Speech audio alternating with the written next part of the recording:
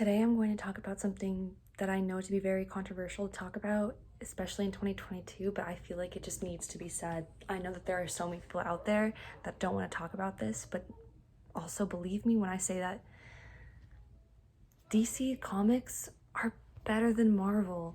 I'm sorry, I know that that's really controversial, especially with how good the Marvel movies are doing, and the universe that they created is so impressive with how well Disney's taken over with it, and the movies as a whole are doing so good. But a comic book movie isn't just screen time. It's kind of about transferring one medium to another and the translation of the comic book aesthetic into film, the audience expectations, the reactions, and the reaction to the comic book based film. And that's from Ian Gordon and Film and Comic Books. And that's kind of shown where you kind of get to see this in Marvel, but you don't really get to see it as much as you do in DC. Like, they capture different elements and different tones of the comic books, that especially through their different illustrations, they do such a good job of seeing, like, for instance, like this artistry style is entirely different from, say, a previous one like here, where the colors and the images and the artistry is completely different for each one, and that's kind of shown through the new movies that are coming out. And there's using so many new technologies and tools and new methods in movies that have revolutionized the art and craft of storytelling visually. And that's been said by Blain Brown in cinematography, image making for cinematographers and directors. You see this in the new DC movies like Suicide Squad, the Batman, and Deadpool, and even the new upcoming sequel that we'll see in the Joker movie that was highly successful and critically acclaimed. All these movies are so different, but they're from the same maker, but they're not the same universe, which is something that DC does that Marvel doesn't. And Marvel does a really good job of creating the universe, but they don't really translate the art form like we get to see with DC movies. They're like, where the new Batman movie is more gritty and the Suicide Squad one is more bubbly and more silly, like, aesthetic. They have such a good job of creating superhero movies in a whole. And for instance, they're so well established, they created the first superhero movie, which Superman in 1978. DC's created a really high acclaim of these things, and they have an amazing history as a whole.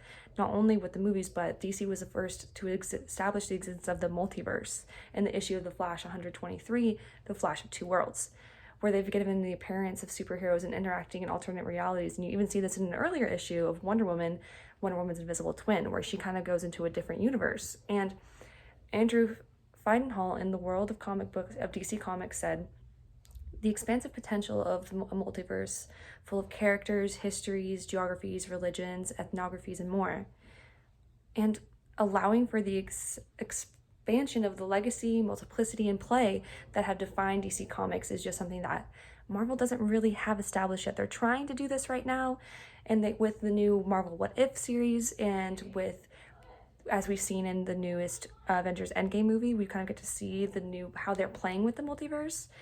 But DC is just so established with the multiverse, and they've just done this in such a way to create amazing characters, because a comic book world isn't just the movies. The characters are what make it, and the DC characters are just better established. They're just done so much better with the depth and the backstory, that you kind of get a different history with them, and you're kind of able to see these unique facets with them, and that you're able to explore the different possibilities of who they are through the multiverse that they just do a better job at holistically. And you kind of get to see the more diversity in the characters. Like, you get to see the possibility of, like, what if Batman was Bruce Wayne's dad, if Bruce Wayne was killed instead of his parents. And then you also get to see, like, what if the Joker was played by Bruce Wayne's mom. And you kind of get to see, like, what makes the Joker, what makes a character, like the villain a villain.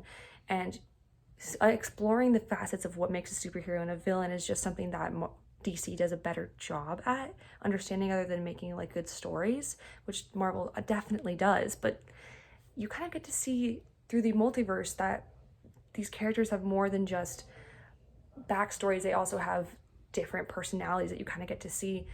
And all these different characters are all amazingly done through DC and Marvel, but DC's kind of focused on characters that have, like, a transition period where they're from normal to evil. or from normal to superheroes. But DC has these characters in addition to aliens, scientifically altered gorillas, demigods, Atlanteans, witches, demons, even characters are a combination of one or more person into a superhero as a whole.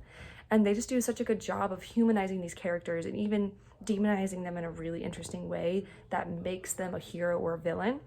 And it just gives the audience a better point of view for trying to understand like the characters and the worlds and how they're different. You kind of get the perfection of the multiverse with DC Comics. And I've learned to really fall in love with all the characters and fall in love with the villains, with how they're portrayed. So I hope that you've fallen in love with it a little bit more and kind of take a look with, don't hate on people that say Marvel isn't as good, because DC just has so many things that Marvel hasn't been able to catch up with.